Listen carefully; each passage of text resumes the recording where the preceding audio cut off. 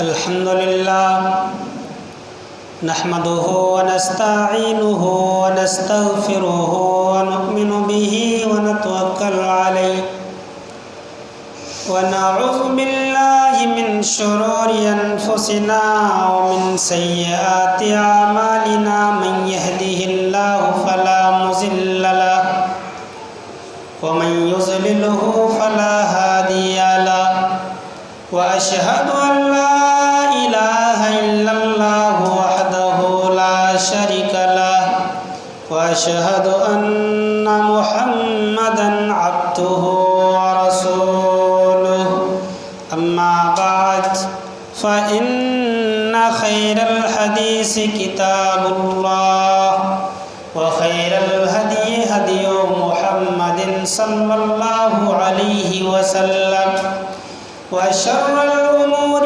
محدثاتها وكل محدثة بدعة وكل بدعة ضلالة وكل ضلالة في النار. أعوذ بالله من الشيطان الرجيم. بسم الله الرحمن الرحيم.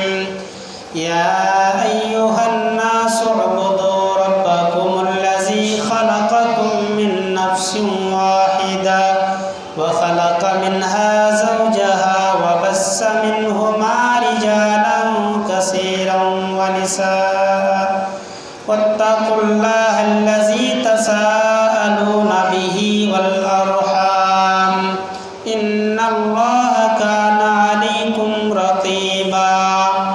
يا أيها الذين آمنوا اتقوا الله حق تقاته ولا تموتن إلا وأنتم مسلمون. يا أيها الذين آمنوا قولوا قولا سديدا يصلح لكم أعمالكم ويغفر لكم ذنوبكم ومن يطع الله ورسوله فقد فاز فوزا عظيما. وقال النبي صلى الله عليه وسلم لا يدخل الجنة قاطع الرحم. الحدیث. حاضرین جمعہ، دوستوں، بزرگوں، عزیز بچوں اور پردہ نشین میری اسلامی مائیں اور بہنیں، سب سے پہلے تمام قسم کی تعریفات اس وحدہ لا شریک کے لیے لائق و زیبا ہے جس نے ہم بنی نوع انسان کو اشرف المخلوقات بنا کر اس دنیا کے اندر مبعوث فرمایا. بعدہ درود و شریف کی ڈالیاں نچھاور ہو تمام نبیوں پر، بالخصوص ہمارے آخری نبی جناب محمد الرسول اللہ صلی اللہ علیہ وسلم پر. اللہم صلی وسلم بارک علیہ. حاضرین جمعہ، میں نے خطبہ مسنونہ کے بعد نبی صلی اللہ علیہ وسلم کی ایک چھوٹی اور پیاری سی حدیث آپ کے سامنے بیان کیا ہے. اس کا ترجمہ یہ ہے: بے شک رشتہ ناتا توڑنے والا جنت میں نہیں جائے گا. اس سے پتہ چلا کہ ہمیں اور آپ کو جو رشتہ داری ہے اس کو برقرار رکھنا چاہیے، یہ ہمارے لیے ضروری ہے. دوسری حدیث کے اندر نبی صلی اللہ علیہ وسلم نے فرمایا کہ قرب قیامت میں امیروں سے رشتہ کو جوڑا جائے گا اور غریبوں سے رشتہ کو توڑا جائے گا. مثال کے طور پر ایک آدمی ہے اور ایک سماج کا غریب انسان ہے. کہیں باہر جگہ میں اگر کوئی اس غریب شخص کے بارے میں یہ سوال کرے، پوچھے کہ فلاں شخص کو آپ پہچانتے ہیں، حالانکہ ہے اسی کے خاندان کا، اس کے نسل کا ہے، پھر بھی غریب ہونے کی وجہ سے وہ کہے گا نہیں، ایسے گاؤں گھر کا سماج کا آدمی ہے، ویسے رشتے میں کوئی نہیں لگتا ہے. اور اگر کوئی امیر آدمی ہے، دبنگ پارٹی ہے، اس کا کوئی رشتہ ناتا نہیں ہے، پھر بھی اگر اس آدمی کے تعلق سے سوال کرے کہ فلاں آدمی کو پہچانتے ہیں تو کہے گا وہ ہماری چچی کی بیٹی کے بھتیجے ہیں. نبی صلی اللہ علیہ وسلم کی پیشین گوئی موجود ہے کہ قرب قیامت میں امیروں سے رشتہ کو جوڑا جائے گا اور غریبوں سے رشتہ کو توڑا جائے گا۔ یہ رشتہ داری اور رشتہ داری کے اندر صلہ رحمی یہ حقوق العباد کے متعلق ہے میرے بھائیوں، اور حقوق العباد بہت اہمیت کی حامل مسئلہ ہے۔ آپ اس کی اہمیت اس بات سے لگائیے کہ ہم لوگ کتنے جنازے میں شرکت کرتے ہیں۔ آج تک جب سے جنازے کی نماز میں شرکت کرتے ہیں کسی امام کو یا کسی وارثین کو یہ کہتے ہوئے نہیں سنے ہوں گے کہ میرے باپ یا میرے جو مر چکے ہیں جو بھی رشتہ دار میں ہے، میرے والد یا میرے بھائی شرابی تھا، کبابی تھا، جواری تھا، بے نمازی تھا، ان کے لیے مغفرت کی دعا کر دیجیے۔ آج تک کوئی نہیں کہتا۔ کیا کہتا ہے کہ بحیثیت انسان اگر کسی کو تکلیف پہنچی ہو تو اللہ کے واسطے معاف فرمائیں گے، اور معاف کرنا بھی چاہیے، کیونکہ اللہ تبارک و تعالیٰ کی وعدہ ہے کہ اگر کوئی شخص معافی مانگتا ہے اور اس کو معاف کر دیتا ہے تو ہم اس بندے کو معاف کر دیتے ہیں۔ اور یا تو یہی کہتا ہے کہ اگر کسی قسم کا لین دین کا معاملہ ہو، قرض وغیرہ رہ گیا ہو تو میں فلاں کا بیٹا یا فلاں کا وارث دینے کے لیے تیار، یہی نہ کہتا ہے۔ اس سے بھی حقوق العباد کی اہمیت معلوم ہوتی ہے، اور آپ دنگ رہ جائیں گے۔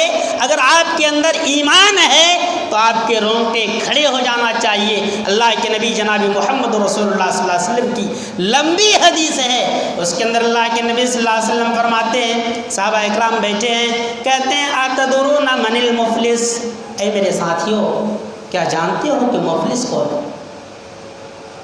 حضرت عبداللہ بن عمر رضی اللہ تعالیٰ عنہ کھڑے ہو جاتے ہیں، کہتے ہیں اللہ کے نبی ہم میں سے مفلس وہ ہے جس کے پاس روپیے پیسے نہ ہوں، دینار و درہم نہ ہوں۔ نبی کائنات جناب محمد رسول اللہ صلی اللہ علیہ وسلم نے فرمایا نہیں، میری امت میں مفلس وہ نہیں ہے، میری امت میں مفلس وہ ہے جو کل قیامت کے دن حشر کے میدان میں بہت ساری نیکیاں لے کر حاضر ہوگا، نیکیوں کا پہاڑ موجود ہوگا۔ نماز کی نیکی الگ ہوگی، روزے کی نیکی الگ ہوگی، حج کیا ہے اس کی نیکی الگ ہوگی، ہر طرف اس کی نیکیاں ہی نیکیاں ہوں گی، لیکن حشر کیا ہوگا معلوم ہے؟ نبی کائنات صلی اللہ علیہ وسلم فرماتے ہیں کہ اللہ تبارک و تعالیٰ اس کے سارے نیکیوں کو دیکھ کر اس کو جنت لے جانے کا حکم صادر فرما دے گا، فرشتے اسے جنت لے جا رہا ہوگا، اتنے میں ایک لمبی لائن کھڑی ہو جائے گی، لوگوں کا جم غفیر ہوگا، کہے گا اللہ تبارک و تعالیٰ تو نے اس کے نیکیوں کو دیکھ کر جنت جانے کا آدیش جاری کر دیا ہے۔ اللہ تبارک و تعالیٰ یہ دنیا کے اندر نیکیاں ضرور کی ہیں، حقوق اللہ کا اہتمام ضرور کیا ہے، لیکن حدیث کا جملہ ہے، کہے گا شتمنی ھذا، دنیا کے اندر اس نے مجھے گالی گلوچ کیا، کمزور تھا، بدلہ نہیں لے پایا تھا۔ ہے اللہ تبارک و تعالیٰ آج فیصلے کا دن ہے، انصاف چاہیے۔ اللہ تبارک و تعالیٰ کہے گا نیکیوں کا ایک پہاڑ لے کر چلے جاؤ۔ دوسرا آدمی آئے گا، کہے گا ضربنی ھذا، اے پروردگار عالم دنیا کے اندر اس نے مجھے مارا پیٹا ہے، بدلہ نہیں لے سکا ہے مولا، ججمنٹ نہیں ملا ہے، آج فیصلے کا دن ہے، آج یوم الجزا ہے، فیصلہ چاہیے۔ اللہ تبارک و تعالیٰ کہے گا نیکیوں کا دوسرا پہاڑ لے کر چلے جاؤ۔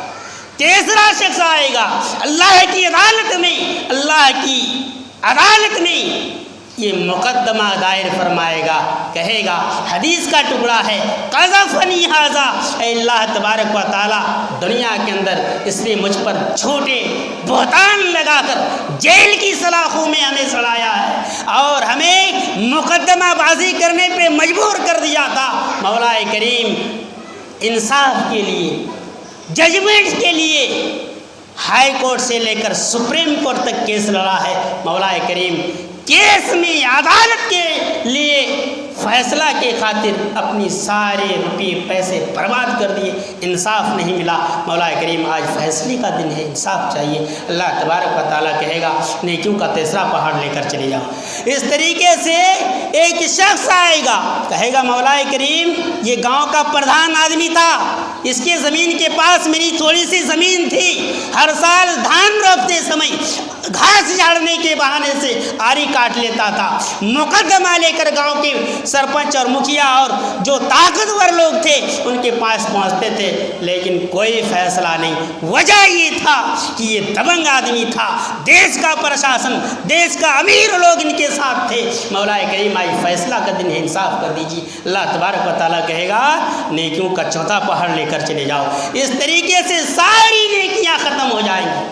ابھی دعویدار کی فہرست باقی ہے، ابھی بھی لوگ لائن میں ہیں، اللہ تبارک و تعالیٰ کو فیصلہ کرنا ہے۔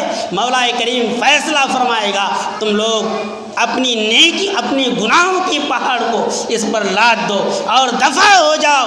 آخر میں اللہ تبارک و تعالیٰ اس آدمی کے تعلق سے یہ ججمنٹ سنائے گا اور یہ فیصلہ سنائے گا، خذوہ فغلوہ ثم الجحیم صلوہ ثم فی سلسلۃ ذرعها 70 ذراعا فاسلکوہ۔ فرشتوں انہیں پکڑو، زنجیر میں جکڑو اور جہنم میں جھونک دو انہیں۔ اللہ تبارک و تعالیٰ کا حکم، اللہ تبارک و تعالیٰ کا آدیش، فرشتے پالن کریں گے اور اسے منہ کے بل گھسیٹ کر جہنم رسید کر دیا جائے۔ آپ نے سنا کتنا اللہ والا تھا، حقوق اللہ کا کتنا بڑا پابند تھا، نیکیوں کے پہاڑ لے کر میدان محشر میں آئے تھے، لیکن حشر کیا ہوا؟ منہ کے بل گھسیٹ کر جہنم میں ڈال دیا گیا۔ کیوں؟ صرف اور صرف حقوق العباد میں کوتاہی کرنے کی وجہ سے۔ میرے بھائیوں، حقوق العباد اتنا آسان معاملہ نہیں ہے۔ اگر آپ ایک باپ ہیں، اللہ تبارک و تعالیٰ نے آپ کو اولاد سے نوازا ہے، 5 بیٹا بیٹی دیا ہے، ایک باپ ہونے کے ناطے ہم پر اور آپ پر ضروری ہے کہ 5 کے اوپر انصاف کا برتاؤ کریں، 5 کے ساتھ یکساں سلوک کریں۔ آج ذرا اپنے ماحول کو دیکھیے، گھرانے کا جائزہ لیجئے، لوگ یہ ڈھول ضرور پیٹتے ہیں کہ ہمارے گھر میں امن و شانتی نہیں ہے، ہمارے گھر میں سکون چین کی نام کی کوئی چیز نہیں ہے۔ وجہ کیا ہے؟ وجہ یہ ہے کہ ہم نے حقوق العباد کا پاس و لحاظ نہیں رکھا ہے۔ اگر ایک آدمی کے 5 بیٹے ہیں، 3 کماتا ہے، 2 نکما ہے، بے روزگار ہے، ایک باپ کے لیے ضروری ہے کہ 5 کے ساتھ انصاف کا برتاؤ کرے۔ 2 بیٹا الگ الگ سنستھا میں پڑھ رہا ہے، تعلیم حاصل کر رہا ہے، ایک مدرسے میں ہے، ایک یونیورسٹی میں ہے، ایک باپ ہونے کے تقاضے اور ایک مومن ہونے کی علامت یہ ہے کہ دونوں کے ساتھ برابر کا رویہ کیا جائے، جتنا خرچ اس کو دیا جائے اتنا خرچ اس مدرسے میں پڑھنے والے، قرآن اور حدیث کے دین علم کو سیکھنے والے پر بھی خرچ کیا جائے۔ اگر آپ نے ایک بیٹی کی شادی آج سے 10 سال پہلے 10,000 کی لاگت میں کیے ہیں اور اس سمے میں جو بیٹی کو سامان دیے ہیں، چوکی یا کھٹیا، آج اگر اپنی چھوٹی بیٹی کی شادی کسی پراپرٹی والے لڑکے سے 10 لاکھ کی لاگت میں کرتے ہیں، میرے بھائیوں، باپ کا تقاضا ہے کہ اس کے گھر میں بھی 10 لاکھ کا سامان بھجوائے، انصاف کا طریقہ اپنائیں، نہیں تو کل قیامت کے دن اللہ تبارک و تعالیٰ کے دربار میں حاضر دینے کے لیے تیار ہو جائیں۔ آپ کو انصاف دینا ہے، آپ کو اس کا جواب دینا ہے۔ اگر کوئی آدمی اپنے بیٹیوں کو دھوکے دے کر، اپنے بیٹیوں کو سمجھا بجھا کر، اللہ تبارک و تعالیٰ نے انہیں جو حق دیا ہے، اللہ تبارک و تعالیٰ نے اپنی قانون کے اندر جو حق اس کے خاطر لکھا ہے، وہ ورثہ کا حق ہے۔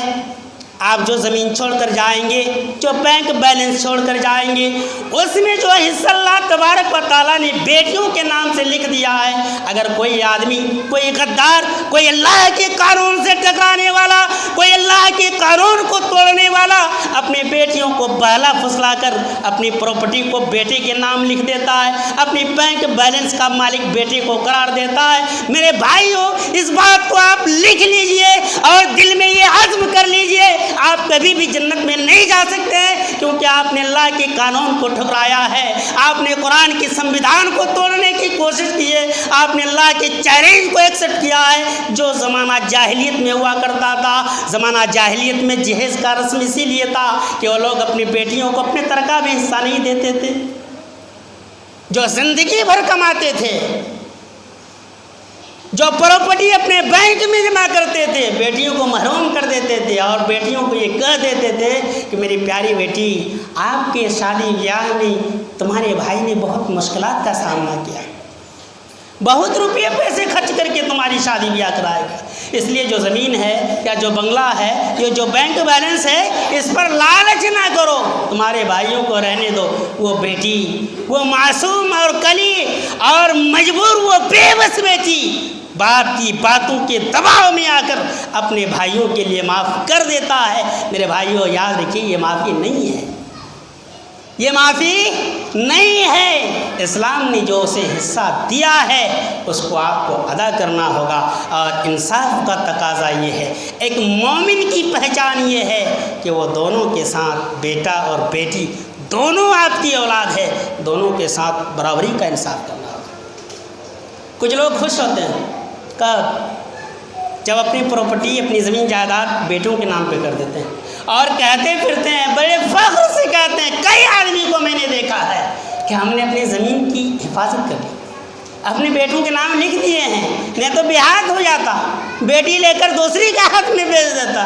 اللہ، آپ مسلمان، 5 وقت کے آپ پابند اور تہجد گزار، آپ کا یہ نظریہ اللہ کے قانون کو توڑ کر ہم اور آپ خوش ہو رہے ہیں اور جنت کی امید رکھتے ہیں۔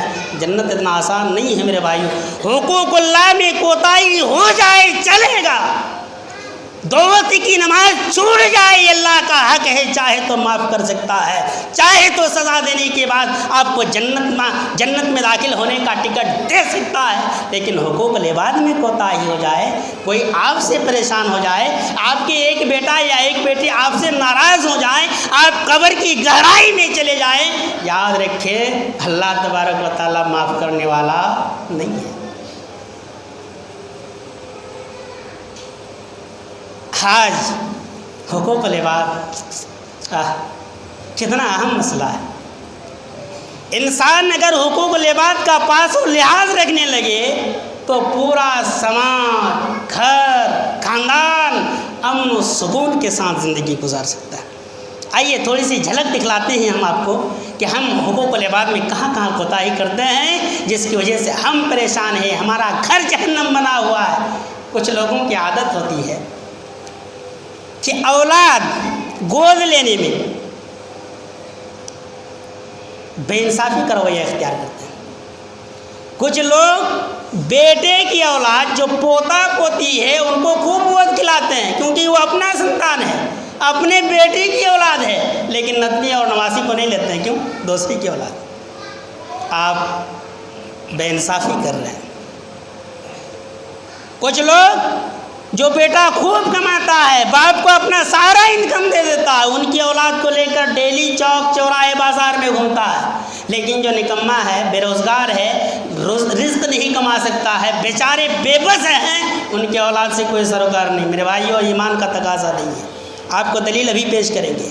میری کچھ مائیں اور بہنیں ہیں، ایک بڑی بہو ہے، غریب گھرانے کی بیٹی ہے، ان کی 5 اولاد ہیں، ایک چھوٹی بہو ہے جو امیر گھرانے کی بیٹی ہے، ڈی ایم کی مکھیا کی بیٹی ہے، ان کو خوب چپکے بریانی، پلاؤ، پیٹھا پوری خوب کھلاتی ہے، لیکن بڑی بہو جو 5 بچے کے ماں ہے، غریب گھرانے کی ہے، ان کو صحیح سے 3 وقت کا کھانا تک نہیں دیتا ہے۔ میری ماؤں اور بہنوں، اگر آپ تک آواز پہنچ رہی ہے، کل قیامت کے دن اللہ کے دربار میں جواب دینے کے لیے تیار ہو جائیں گی۔ اگر آپ کا یہ رویہ ہے، آپ کی تہجد بیکار ہو جائیں گی، آپ کی نماز کی ریکیاں رائگاں ہو جائیں گی، آپ کے رمضان المبارک میں رکھے گئے روزے برباد ہو جائیں گے۔ آپ کو میں دلیل صحیح حدیث سے پیش کرتا ہوں۔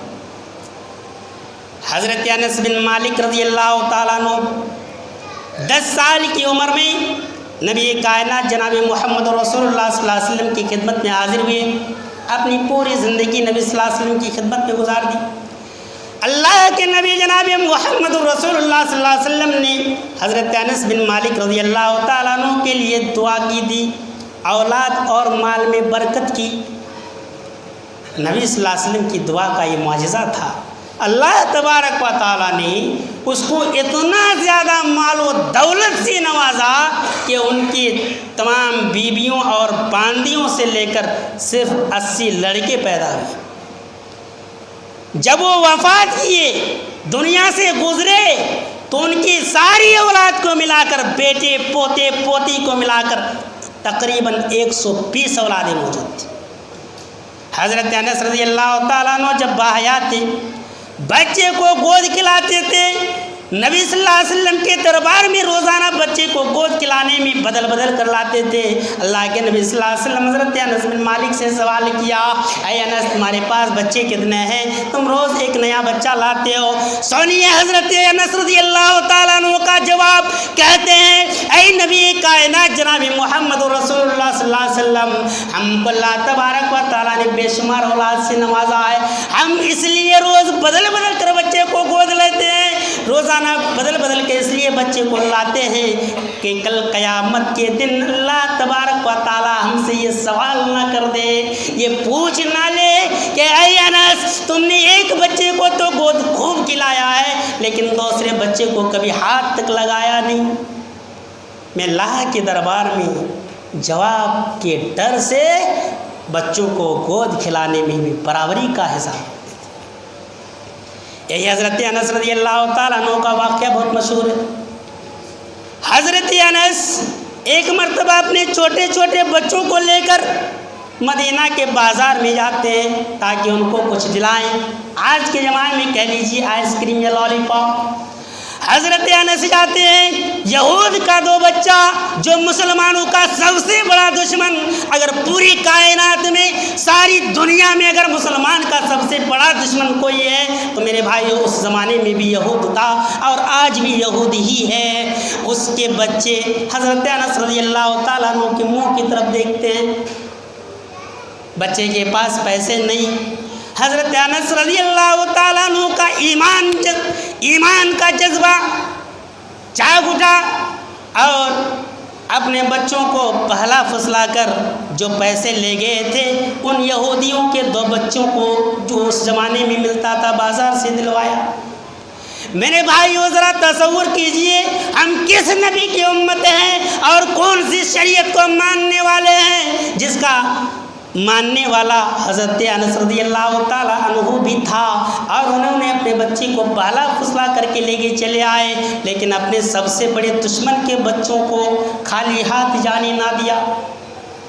آج ذرا ہم اپنا جائزہ لیں، اپنے بچوں کو آئس کریم دلانے جاتے ہیں، اللہ نے مال دولت سے نوازا ہے، بچوں کے ساتھ لاڈو پیار ایمان کا حصہ ہے، لے جاتے ہیں اپنا بھائی کا بیٹا، اپنا بھتیجا، خاندان کی اولاد، چھوٹے بچے جن کے ماں باپ کے پاس پیسے نہیں ہیں، ہمیں اللہ تبارک و تعالیٰ یہ توفیق نہیں دیتا ہے، ہمارا ایمان کا غیرت یہ جاگ نہیں اٹھتا ہے کہ ہم اسے 5 روپے کی 2 روپے کی آئس کریم اپنے بھتیجے کو یا اپنے خاندان یا مسلم کے بچے کو دلا سکیں۔ ہم دعویٰ کرتے ہیں ہم مومن ہیں، ہم مسلمان ہیں، ہم نبی صلی اللہ علیہ وسلم کے امتی ہیں، آپ دنگ رہ جائیں گے نبی کائنات جناب محمد رسول اللہ صلی اللہ علیہ وسلم کی زندگی کو جب پڑھیں گے۔ نبی کائنات جناب محمد رسول اللہ صلی اللہ علیہ وسلم صاف صاف لفظوں میں اعلان کرتا ہے، اپنے ماننے والوں کو یہ شکشا پردان کرتا ہے، اے میرے صحابی سنو، من سلم المسلمون من لسانہ و یدہ، صحیح مسلم کی حدیث ہے، نبی کائنات صلی اللہ علیہ وسلم فرماتے ہیں کوئی بھی شخص مسلمان نہیں ہو سکتا ہے اس وقت تک جب تک اس کی ہاتھ اور زبان سے دوسرے مسلمان محفوظ نہ رہے۔ کوئی بھی آدمی مسلمان کا دعویٰ نہیں کر سکتا ہے، وہ اپنے آپ کو مسلمان کہہ ہی نہیں سکتا ہے اگر اس کی ہاتھ اور زبان سے دوسرے مسلمان بھائی محفوظ نہ۔ اس حدیث کو آپ ذہن میں رکھیں۔ اور دوسری طرف اپنی زندگی کا جائزہ لیجیے اور یہ فیصلہ خود کیجیے. ہم کہیں گے تو زیادتی ہوگی. کیا آپ کے اخلاق سے، آپ کے کردار سے، آپ کی جو کام ہے اس کام سے آپ کے پڑوسی خوش ہیں؟ آپ نے اپنے پڑوسیوں کا حق کس حد تک ادا کیا؟ پڑوسی تو چھوڑیے، یہاں گھر کی بات اگر ہوتی ہے، ایک اولاد، ایک بیٹی اپنے باپ سے خوش نہیں ہے، ایک بیٹی اپنے ماں باپ سے خوش نہیں ہے. وجہ یہ ہے کہ ہم نے حقوق العباد کا پاس و لحاظ نہیں رکھا، ہم نے حقوق العباد کی پاسداری نہیں کی. میرے بھائیوں، ہم اس نبی کے امتی ہیں جس نبی کا یہ درس ہے، یہ تعلیم ہے کہ اگر تمہارے پڑوسی کے گھر میں کھانے کے لیے سبزی نہ ہو اور تمہارے پاس سبزی ہو لیکن کم ہو، اس میں پانی کی ماترا کو زیادہ بڑھا دو اور شوربا بنا کر، سبزی نہ تھی شوربا ہی کو اپنے پڑوسی تک پہنچاؤ تاکہ وہ بھی رات کا ایک روٹی کھا کر کے چین کی نیند سو سکے. آج ہم اور آپ خدا شدہ حال ہیں، بیوی بال بچوں کے ساتھ خوب مستی کر رہے ہیں، لیکن ہمیں اپنے پڑوسیوں کا لحاظ، ہمیں اپنے پڑوسیوں کا خیال رہے، ہمیں اپنے بھائیوں کا خیال رہے. میرے بھائیوں، یہ حقوق العباد کا مسئلہ اتنا آسان نہیں ہے. یہ حقوق العباد کا مسئلہ اتنا سنگین ہے کہ انسان اگر اس کی ادائیگی نہیں کرتا ہے، انسان اگر حقوق العباد میں کوتاہی کرتا ہے اور اپنے رشتہ داروں کے حقوق کو ادا نہیں کرتا ہے، اپنے اللہ تبارک و تعالیٰ نے ان کے ذمے جو رشتہ داری قائم کیا ہے اور جن کا ذمہ دار بنایا ہے، اگر وہ اپنی ذمہ داری کو پورا نہیں کرتا ہے، ان کے پاس میں ان کے پڑوسی اگر بھوکے سوتا ہے، ان کے ارد گرد اگر کوئی مسلمان بھوکا پیاسا مرتا ہے، کل قیامت کے دن اللہ تبارک و تعالیٰ ان سے پوچھے گا.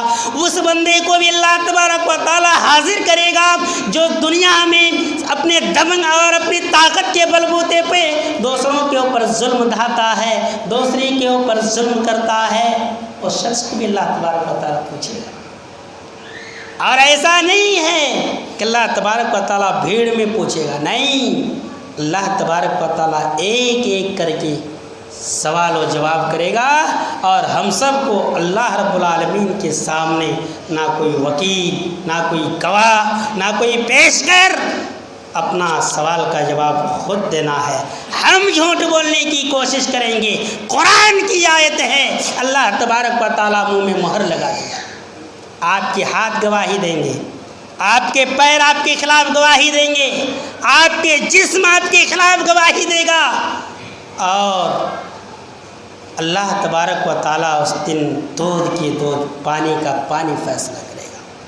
اس لیے ساودھان ہو جائیں وہ لوگ جو دوسروں کے اوپر ظلم ڈھاتے ہیں، جو غریب کی خون چوسنے میں لگے ہیں، جو دنیا کے اندر نیتاگیری کر کے اور اپنے آپ کو بڑا سمجھ کر ایک غریب کی زندگی کو دوبر کر دیا ہے. میرے بھائیوں، تیار ہو جاؤ کہ ہمیں اللہ رب العالمین کے آگے کھڑا ہونا ہے، ہمیں اللہ کے سامنے جواب دینا ہے اگر ہم کسی پر ناجائز ناحق ظلم کرتے ہیں اور زندگی میں انہیں مجبور کرتے ہیں تاکہ بار بار ہمارے پاس آئے اور ہمارے پیٹ کا دکان چلے. یقین مانیے کل قیامت کے دن آپ کے ایک قدم ٹچ سے مس نہیں ہونے دیا جائے گا جب تک اللہ تبارک و تعالیٰ کے دربار میں آپ اس کا جواب نہ دے دیں.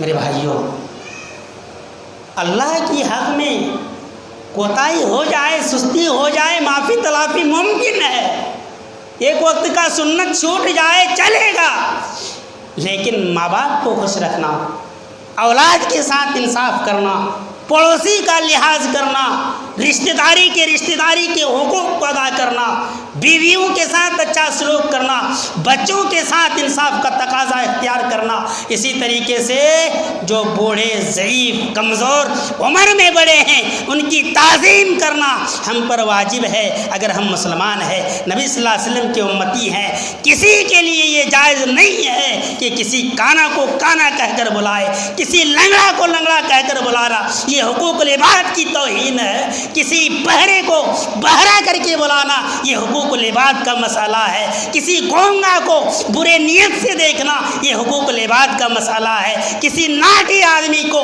ناٹے اور نہ جانے کیا کیا القاب سے پکارنا یہ حقوق العباد کی توہین ہے. اللہ رب العالمین کے سامنے ہمیں اور آپ کو جواب دینا ہے. اس لیے اپنی زبان کو، اپنی عقل کو، اپنی طاقت کو بہت سوچ سمجھ کر استعمال کریں. اللہ تبارک و تعالیٰ نے ہمیں دیا ہے نا جسم، دی ہے نا طاقت، اس کے بارے میں اللہ تبارک و تعالیٰ پوچھے گا کہ اپنی جوانی کو، اپنی جوانی میں دی گئی طاقت میں نے تم کو بخشا تھا، تم نے دنیا کے اندر رنگداری میں گزارا ہے یا میری عبادت میں؟ غریبوں پر ظلم کرنے میں گزاری ہے یا اللہ رب العالمین کے حقوق کو بجا لانے میں، شریعت کے احکام کو عام کرنے میں استعمال کیا ہے یا کسی لاچار و بے بس کی زندگی کو دوبر کرنے میں؟ اگر آج یہ عزم کر لیں کہ ہم حقوق العباد کا حتی الامکان خیال رکھیں گے، اپنے پڑوسیوں کا، اپنے گھر والوں کے، اپنے بیوی بال بچوں کے حقوق کو ادا کر سکتے ہیں. یہ اللہ تبارک و تعالیٰ کا وعدہ ہے، یہ اللہ کا فیصلہ کردہ اٹل قانون ہے کہ اس گھر کو اللہ تبارک و تعالیٰ جنت نما بنا دے گا. آج بھی اگر ہم اسلام کے پابند ہو جائیں، نبی صلی اللہ علیہ وسلم نے جس ڈگر پر ہمیں چلایا ہے اس کو زندگی میں نافذ کر لیں، میرے بھائیوں ہم امن و سکون کے ساتھ زندگی گزار سکتے ہیں. آخر میں میری آپ لوگوں سے یہ درخواست ہے کہ خود جیو، دوسروں کو جینے دو، غریبوں کو جینے دو، ان کو بھی جینے کا حق اللہ تبارک و تعالیٰ نے دیا ہے. ان پر مت ڈھاؤ ظلم و ستم کے پہاڑ.